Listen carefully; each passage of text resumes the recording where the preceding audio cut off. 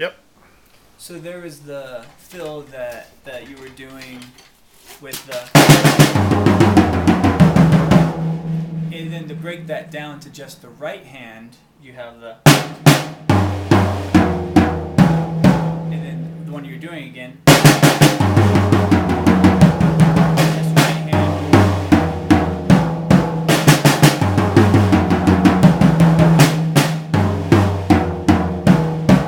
And then to get a variation on that, we'll leave out the E or that first left hand. So it'll be 1 and a 2 and a 3 and a 4 and a, so. And that'll be right, right, left, right, right, left, right, right, left, right, right, left. So to get into that, you can play the pair down with just the right hand.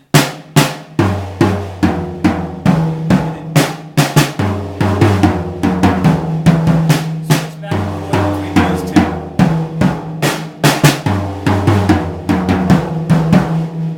Add that into 4-bar phrasing with your favorite groove. It doesn't matter what groove it is. 3 measures of the groove, and then 1 measure of any of those fills. So.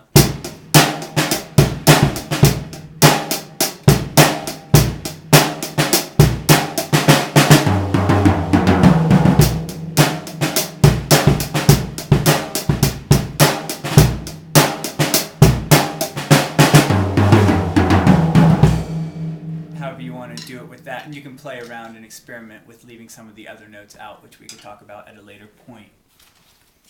And that's the first thing written down. Then we had these coordination ideas where we had 6 different linear phrasing ideas. The first one being right, left, bass.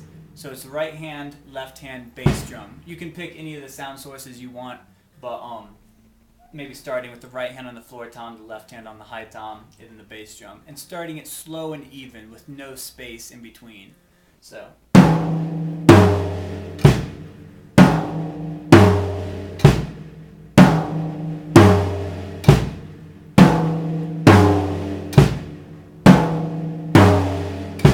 And so on. And then doing that same thing, but reversing the hands, so instead of right, left, it's left, right.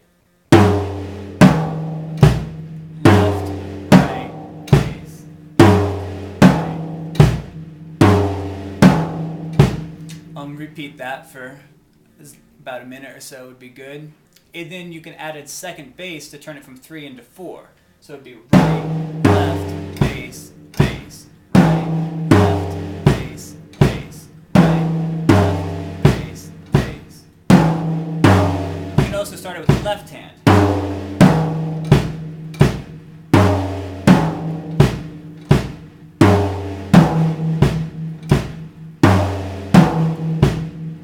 And then if we add a hi-hat with the foot at the end, we'll turn it into a 5-beat rhythm. So it'd be right, left, bass, bass, hi-hat.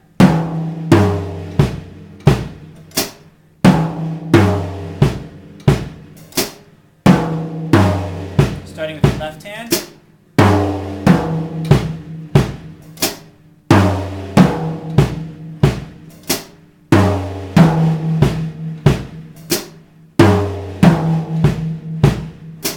Etc. The other thing we're talking about with some linear grooves where you're not hitting anything at the same time, which is kind of the basic disco beat that we talked about. We're playing the ands on the hi-hat, 1 and 3 on the bass drum, 2 and 4 on the snare drum. So it'd be 1 and 3 and 4 and 1 and 2 and 3 and 4 and bass, right, left, right, bass, right, left, right, bass, right, left, right, bass, right, left, right. We also talked about doubling that note up here. Instead of just the and up here, it would be and So it'd be 1 and 2 and 3 and 4 and 1 and 2 and 3 and 4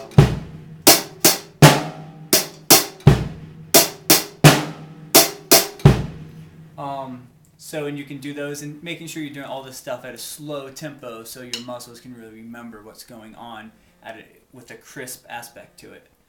We viewed the paradiddle, which was right, left, left, left. It's written down there. Doesn't seem like you need to hear me play that. But that's pretty similar. And then we talked about keeping the time on the snare drum. So playing eighth notes on the snare drum. 1, and 2, and 3, and 4, and then having the bass drum come in on quarter notes, on just the numbers, 1, 2, 3, and 4. So they'll all be right with the right hand, and making sure it's together. And the left hand is going to be by itself in between. So it'd be...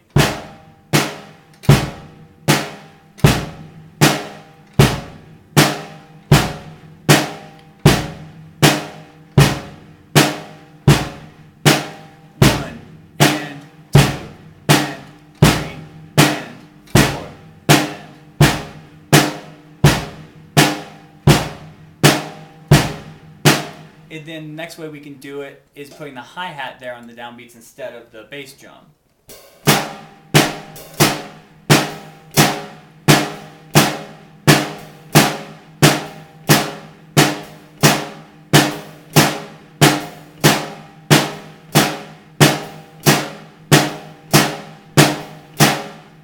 And then we can go back, and with the hi-hat we talked about bringing the foot down with the right hand on the downbeat, and then on the offbeat, bringing it up when you play the snare drum. So it's down, down, down, down.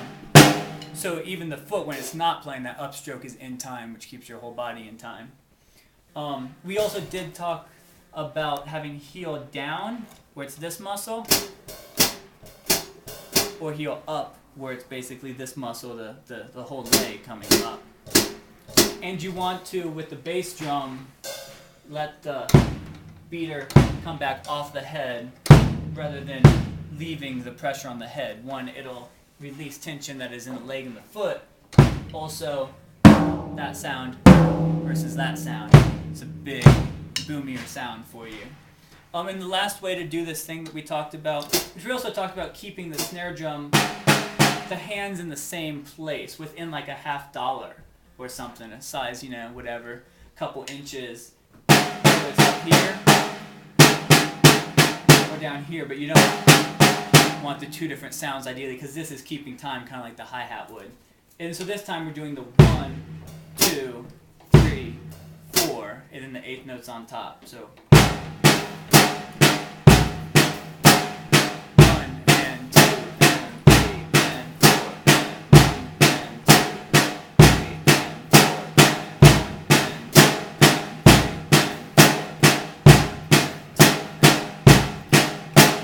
So you're kind of walking just right, left with your hands, and then walking right, left with your feet, but your feet are doing it half as fast. It's going 1, 2, 3, 4, right, left, and your hands are going right, left, left.